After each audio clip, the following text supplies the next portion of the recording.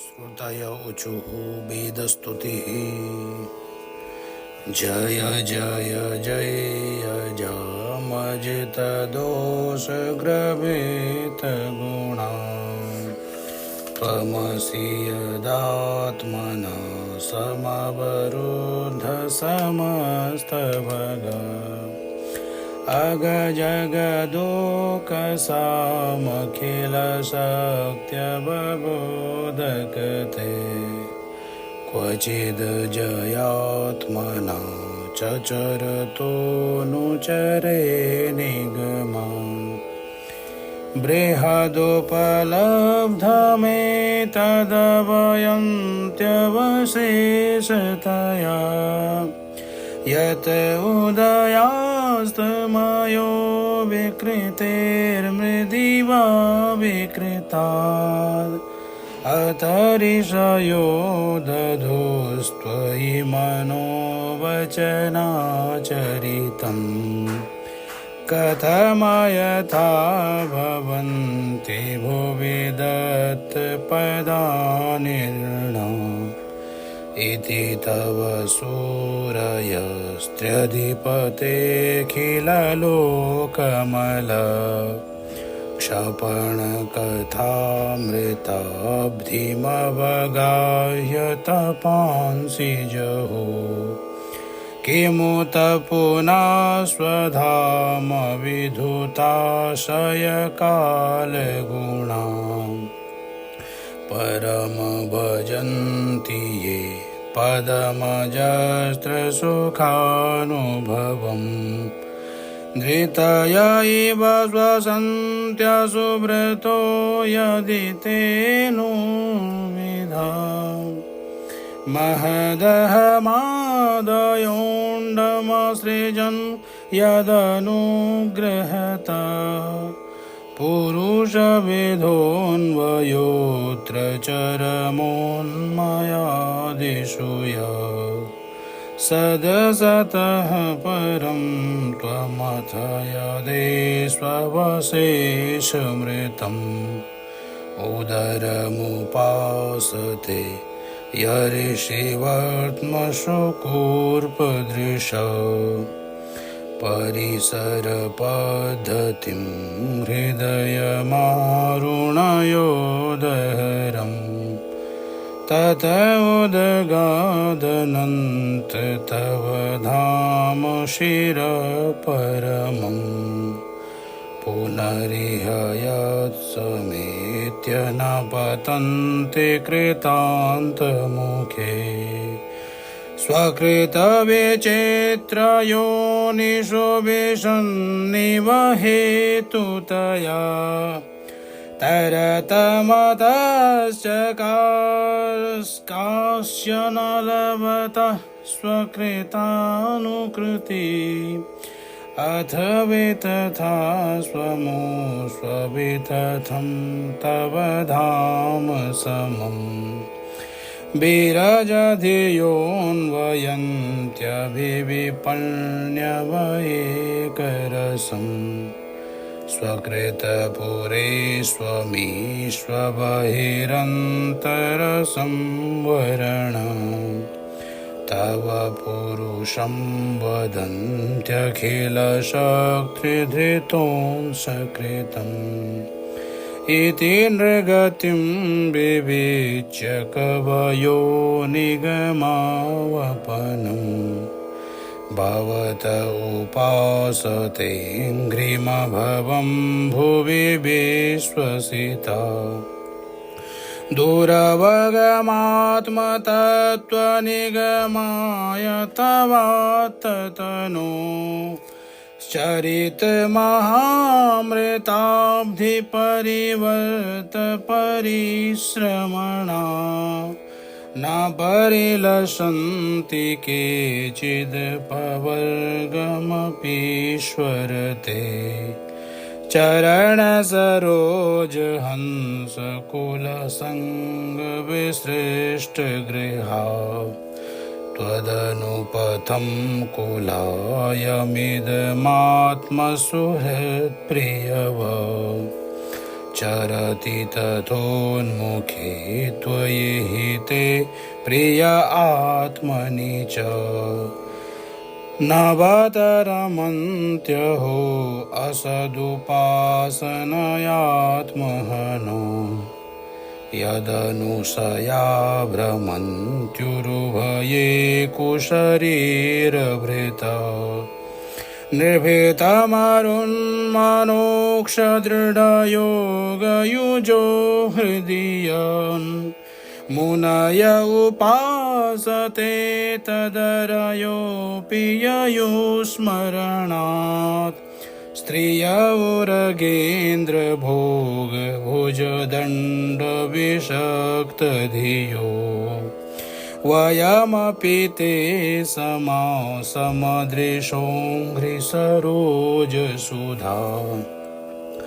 कैहनु वेदवतावरजन्मलयोऽग्रसरम् यत उदगादृशिर्यमनुदेवगणाभये तरहि न सन्न च सदुभयं न च कालजव किमपि न तत्र शास्त्रमवकृष्य सयित यदा जनिमसता सतो मृतिमुतात्मनि ये च भिदाम् विपर्णमृतं स्मरन्त्युपदिशन्ति आरूपिते त्रिगुणमय पुमानिति विदायदबोधकृता त्वयि न ततः परत्र स भवेदबोधरसे सदिव मनस्त्रिवृत्त्वयि विभात्य सदा मनुजा सदभिमृशन्त्यशेषमिदमात्मतयात्मविदो न हि विकृतिं त्यजन्ति कनकस्य तदात्मतया स्वकृतमनुप्रविष्टमिदमात्मतयावसितं तव पर्ये चरन्त्यखिलसत्त्वनिकेततया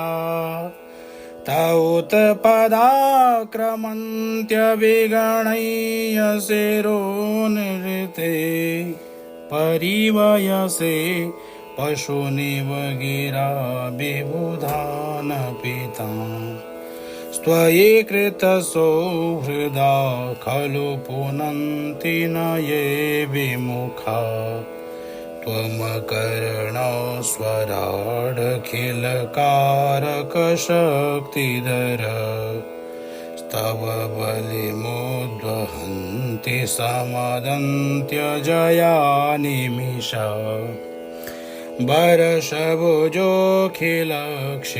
वरषभुजोऽखिलक्षितिपतेरिव विश्वसृजो विदधति यत्र ते त्वधिकृता भवतश्चकिता स्थिरचरजातयः स्युरजयोऽथ निमित्तयुजो विहर उदीक्षया यदि परस्य विमुक्ततता न हि परमस्य कश्चिद् परो न परश्च भवेत् वियत इवापदस्य तव शून्यतुलां ददत अपरिमिता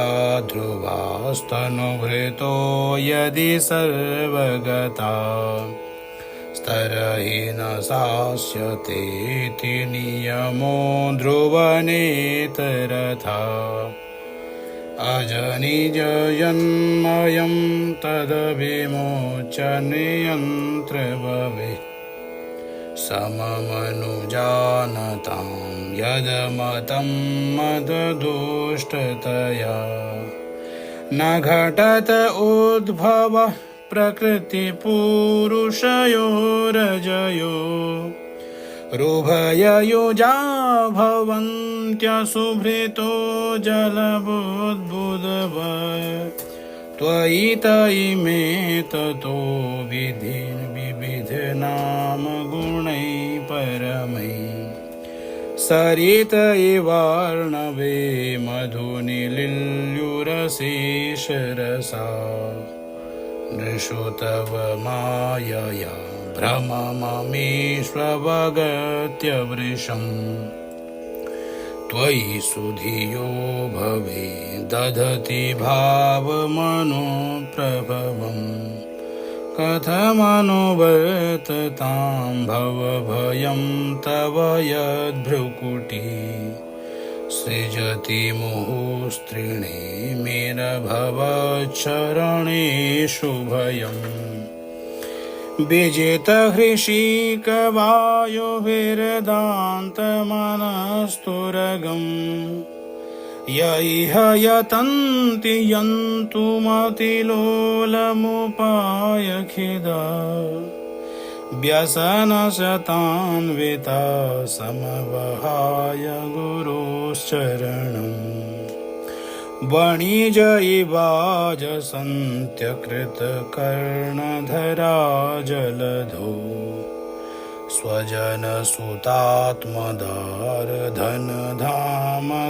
स्वजनसुतात्मदारधनधामधरासुरथै त्वयि सति किं नृणां श्रयत आत्मनि सर्वरसे इति सद्जानतां मिथुनतो रतये चरताम् सुखयति कोन्विह स्वविहते स्वनिरस्तभगे भुवि पुरुपुण्यतीर्थसदनान् ऋषयो विमदास्तौत भवात्पदाम्बुजहृदो घविदङ्घ्रिजला दधति सकृन्मनस्त्वयि य आत्मनि नित्यसुखे न पुनरुपासते पुरुषसारहरावसथाम् सत इदमुत्थितं सदिति चेन्ननुतर्कहतम् व्यभिचरति क्वच मृषा न तथोभययो व्यवहृतये विकल्प ईशितोऽन्धपरम्परया भ्रमयति भारती तौरुवृत्तिविरुक्तजडान् न यदिदमग्र आसन भविष्यदतो निधना धनुमितमन्तरा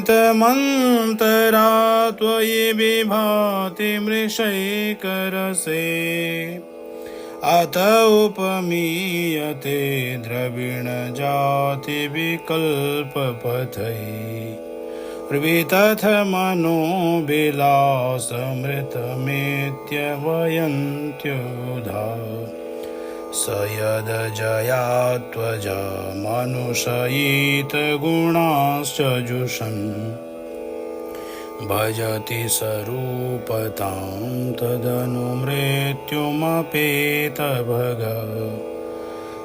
त्वमुत जहासितामिहिरिव त्वचमात्तभगो महसि महीयसेष्टगुणिते परिमेय भग यदि न समुद्धरन्ति यतयो हृदि कामजटा दुरधिगमो सतां हृदि गतो स्मृतकण्ठमणि असुतृपयोगिनामुभयतोऽप्यसुखं भगवन्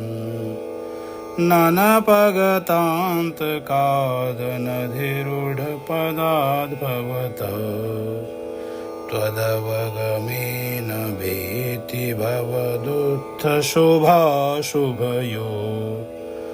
गुणविगुणान्वयांस्तर्हि देहभृतां च गिर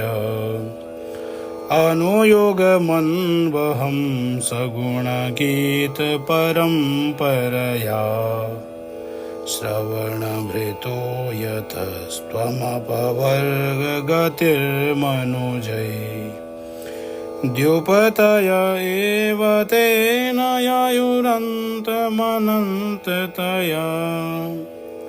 त्वमपि यदन्तराण्डनिचयाननुसावरणा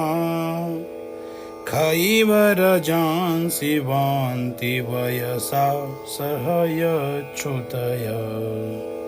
स्त्वयि हि फलन्त्यतन्निरसनेन भवन्निधना स्त्वयि हि फलन्त्यतन्निरसनेन भवन्निधना